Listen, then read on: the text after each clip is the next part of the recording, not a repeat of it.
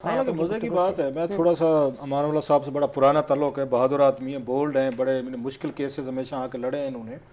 لیکن وہ آرڈر جو اگر پچھلا پڑھیں جو اس میں ان کو ریپرزینٹ کر اس میں بڑا کلیئرلی، میں جس لیے ان سے پوچھنا چاہ رہا تھا کہ وہ ذرا اس پہ آئیں گے، اس میں انہوں نے آرڈر میں انہوں نے لکھا ہوا ہے چیف جسٹس آف پاکستان نے کہ جناب والدین جو ہیں وہ یہ کہتے ہیں کہ ان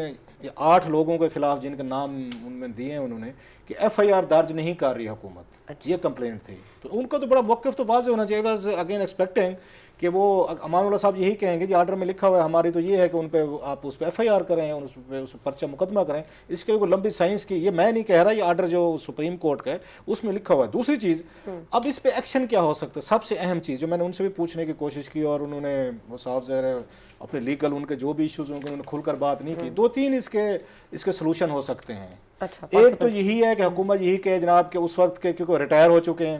دے آر ناٹ ان سروس، اب ہم ان پہ کیا ایکشن لے سکتے ہیں، ہٹا بھی نہیں سکتے، ریموو بھی نہیں کر سکتے، بلا بلا چیزیں نہیں کر سکتے، وہ تو ہو گئیں ایک چیز۔ دوسرے 2-4 یہاں پریسیڈنٹ موجود ہیں یہاں پہ کہ جب آپ کے لوگ کچھ یہاں پہ ریٹائر بھی ہو جائیں نا، ان کے خلاف بھی آرمی کے پاس آرمی ایکٹ کے تحت باقاعدہ وہ آ کے پروسیڈنگ کر سکتے ہوتے ہیں، اور ماضی میں ہوئی بھی ہیں 2-4 میں مثالیں بھی دیتا ہوں میں۔ جب این ایل سی کا اسکینڈل آیا تھا اس میں بھی انہوں نے اس وقت کے طور پر یہ جو آپ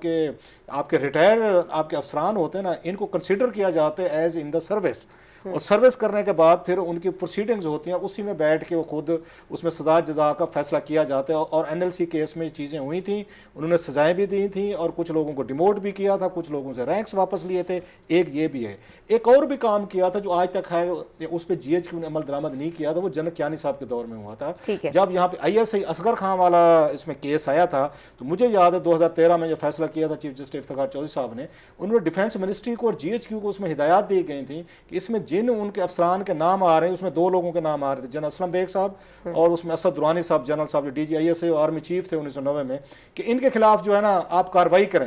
اس پہ خیر انہوں نے کارروائی نہیں کی تھی، اس پہ کوئی آج کوئی ایسا سچ نہیں ہوا تھا۔ سو امپورٹنٹ چیز یہ ہے کہ اب اس کیس میں آپ ایف آئی آر درج کرتے ہیں، نمبر 1 صحیح، جو اس میں کہہ رہے ہیں، آرڈر میں بھی کہہ رہے ہیں والدین چاہتے ہیں، آپ اس کو ہدایت کرتے ہیں، جی ایچ کیو کو انسٹرکشن کرتے ہیں کہ آپ کے جو ریٹائر جو آرمی آفیسرز ہیں ان کے خلاف آرمی ایکٹ کے تحت آپ اس پہ پروسیڈ کریں، جیسے ماضی میں جیسے میں نے 2-3 مثالیں دی ہیں۔ عمران خان صاحب کے لیے سب سے بڑا ٹیسٹ میں سمجھتا ہوں یہ ہے کہ وہ army chief, D G I S I, corps commander, باقی لوگوں کے خلاف کیسے وہ کہیں ہاں جی ہم ان کے خلاف ایف آئی آر درج کر رہے ہیں، اگر کرتے ہیں تو اس کے کنسیکوینسز ہیں،